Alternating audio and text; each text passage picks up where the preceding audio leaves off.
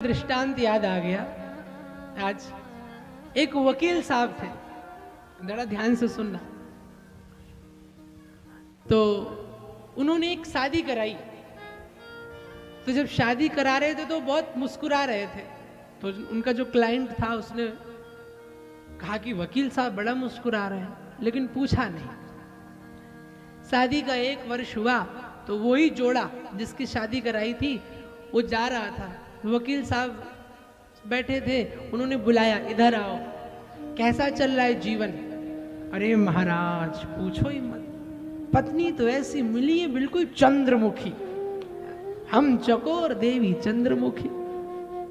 दिन भर ताकते रहते, हम तो ताकते रहते तुझको सांझ सवेरे।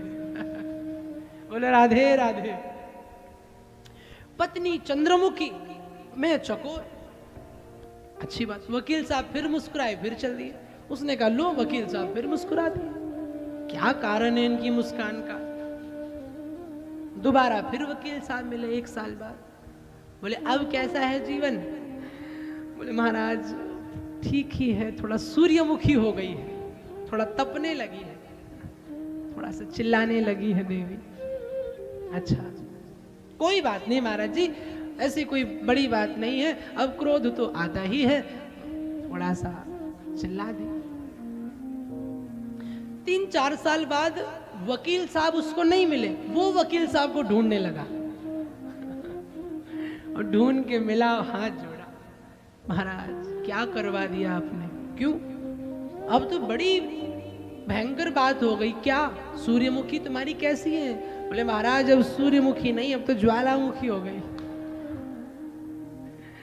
जब बोलती तो लगता है ज्वालामुखी फटता है। अब मैं क्या करूं। वकील साहब फिर मुस्कुराए और बोले तुम मनमुखी हो जाओ, जो ही देवी जी कहें वही हाँ करो। खाना, सबसे पहली बात तो भोजन की तारीफ करो, भोजन बनाए तो तारीफ करो, उसी की बात मानो। अब तो वो उस दिन सीख के गया, उसकी पत्नी ने भोजन बनाया और उसने तारीफ करी, ओहो रोटी तो ऐसी है जैसे चांद का टुकड़ा, सब्जी तो ऐसी बनी है जैसे लगता है कि साक्षात धन्वंतरी ने मसाले पीस दिए हो, क्या भोजन बना है। पत्नी ने उठाया बेलन, 10-15 बेलन लगाए। पति बोला आज तो मैंने तारीफ करी, आज क्यों मारा। उसने कहा रोज जब मैं बनाती थी खाना तो तू झगड़ता था, एक दिन होटल से क्या मंगा लिया तो बड़ी तारीफ कर। किस्मत की बात वो भोजन होटल का था। बेचारा पति, क्षमा पत्नियों की वो नहीं कर रहा हूं मैं, आत्मदेव की बात चली तो, चूंकि समय का बाध्य नहीं मेरे पास, हमारी जब तक मर्जी होती हम तब तक कथा करते हैं। अब तो पत्नी की वही बात मानने लगा। वकील साहब ने नियम बताया था कि पत्नी की बात मानना। अब तो पत्नी हावी हो गई, चूंकि पंडित जी जो व्यक्ति था वो थोड़ा दुबला था और पत्नी थोड़ा जोरदार, और जो ही जोरदार वो ही असरदार। तो अब तो बेचारा वो गुलाम बन गया, दिन भर काम करे।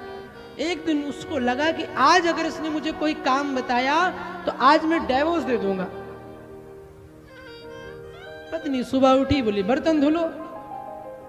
उसने कहा तुम बहुत मुझे परेशान करती हो, मैं जा रहा हूं वकील साहब के पास, डिवोर्स लेके आता हूं। भागता भागता वकील साहब के पास आया, गेट खटखटाया, उनकी पत्नी ने कुंडी खोली, आइए आइए बैठिए, बिठाया।